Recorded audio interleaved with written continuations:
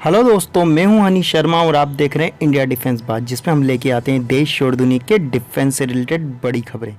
तो चलिए जान लेते हैं। चाइना को किन दो देशों ने दी धमकी? आखिर चाइना का मीडिया भारतीय सैनिकों के बारे में क्या सोचता है? कश्मीर में मिलिटेंट को कैसे मिल रहे हैं अमेरिकन हथियार? तो चलिए दोस्तों जान लेते हैं। जापान और ताइवान ने अपने अपने देशों की हवाई सीमा का उल्लंघन करने पर चीन को कड़ी चेतावनी जारी की है। ताइवान के उपराष्ट्रपति लाई चिंग-ते ने कहा कि चीन लाइन को क्रॉस न करे और अपने फाइटर जेटों को ताइवान की हवाई सीमा का उल्लंघन करने से रोके। दोस्तों, ताइवान ने चेतावनी दी है कि ताइवान अपनी हवाई सीमा की रक्षा के लिए एयर डिफेंस आइडेंटिफिकेशन जोन बना रहा है, इसलिए चीन अब कोई गलती करने की कोशिश न करे। उपराष्ट्रपति ने स्पष्ट किया कि ताइवान शांति चाहता है, लेकिन अपने लोगों की रक्षा के लिए वो लड़ना भी जानता है। वहीं जापान के रक्षा मंत्री तारो कोनो ने चीन को अपने देश की सुरक्षा के लिए गंभीर खतरा करार दिया है। जापान का स्पष्ट कहना है कि चीन अपनी सेना के बल पर पूर्वी चीन सागर में प्रभुत्व स्थापित करने की कोशिश कर रहा है। कोनो ने कहा कि जब वह देश के विदेश मंत्री थे तो चीन को जापान के लिए खतरा बताने से परहेज करते थे, लेकिन जब से वह देश के रक्षा मंत्री बन गए हैं तो वह भी ये बात मानने के लिए मजबूर हो गए हैं कि जापान के लिए सबसे बड़ा खतरा चीन ही है। दोस्तों, अगर चीन और जापान के बीच सबसे बड़ा विवाद की जड़ है तो वह है सेनकाकू आइलैंड, जिसे जापान अपना आइलैंड मानता है। जापान इसे सेनकाकू बोलता है, जबकि चाइना इसे डायायू आइलैंड के नाम से पुकारता है। दोस्तों, इस आइलैंड पर चाइना ने भी क्लेम कर रखा है। वहीं दोस्तों, जापान के रक्षा मंत्री ने यहाँ तक कहा कि चीन ने अगर जापान की 1 इंच भूमि पर भी हक जमाने की कोशिश करी तो इसके नतीजे चाइना को भुगतने पड़ेंगे। साथ ही उन्होंने यह भी माना कि अगर जापान सेनकाकू आइलैंड पर अपनी पकड़ थोड़ी भी कमजोर करेगा तो चाइना इस पर कब्जा करके मिलिट्री बेस में कन्वर्ट कर देगा। इसके लिए उन्होंने माना कि चाइना को काउंटर करने के लिए जापान और अमेरिका ही काफ़ी नहीं है। उनका साफ इशारा था क्वाड की तरफ, जहां जापान, अमेरिका के साथ भारत और ऑस्ट्रेलिया जैसे देश मिलकर चाइना को काउंटर कर सकते हैं। दोस्तों, चीनी मीडिया ने दावा किया है कि उसकी पीपुल्स लिबरेशन आर्मी या यूं कहें पीएलए के सामने भारतीय सेना नहीं टिक पाएगी। चीन के मुखपत्र ग्लोबल टाइम्स ने लिखा है कि ऊंची जगहों में भारतीय सेना बड़ी तादाद में सर्दियों में नहीं रह सकती है।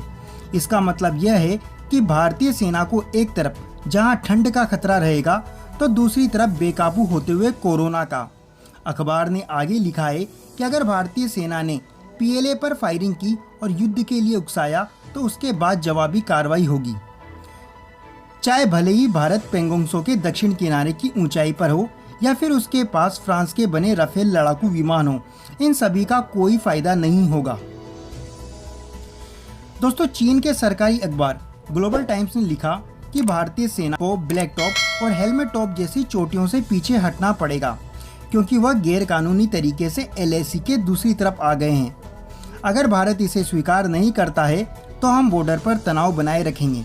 अखबार ने लिखा है कि जिस क्षेत्र में दोनों देशों के बीच टकराव है वह हाई एल्टीट्यूड वाला क्षेत्र है। ऐसे में दोनों पक्षों के लिए वहां बड़े पैमाने पर सेनाएं बनाए रखना मुश्किल है। साथ ही उन्होंने ये भी कहा कि चीन भारत की गरिमा का बहुत ख्याल रखता है।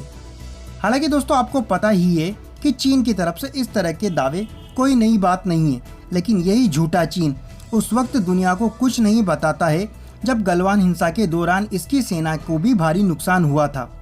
चीन लगातार दुनिया के सामने अपने आप को बड़ा चढ़ाकर पेश करता रहा है।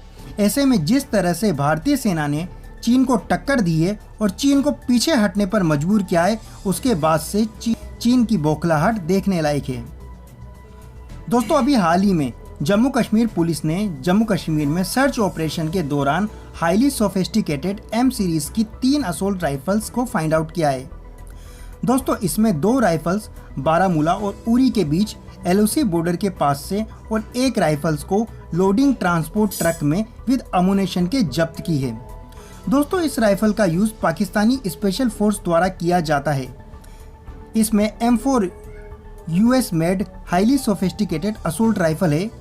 इसका जम्मू कश्मीर में मिलना इस बात का इंडिकेशन देता है कि अब पाकिस्तान जम्मू कश्मीर में और अशांति फैलाने के लिए मिलिटेंट ग्रुप को हाईली सोफिस्टिकेटेड हथियार तक मुहैया करा रहा है। दोस्तों इसके पहले जब भी हमारी फौज द्वारा कोई भी मिलिटेंट कैप्चर किया जाता, उनके पास से बेसिकली AK-47 असॉल्ट राइफल ही मिलती थी। लेकिन अब M सीरीज का राइफल का मिलना इस बात का इंडिकेशन है कि पाकिस्तान ने मिलिटेंट के लिए और हथियार परचेस किए हैं, जिसे वो भारत में लाकर इन मिलिटेंट की मदद करना चाहता है। दोस्तों उम्मीद करते हैं आपको ये वीडियो पसंद आया होगा। अगर वीडियो पसंद आया तो प्लीज़ वीडियो को लाइक करें और इस तरह के और वीडियो देखने के लिए हमारा चैनल सब्सक्राइब करें। तब तक के लिए जय हिंद, जय भारत।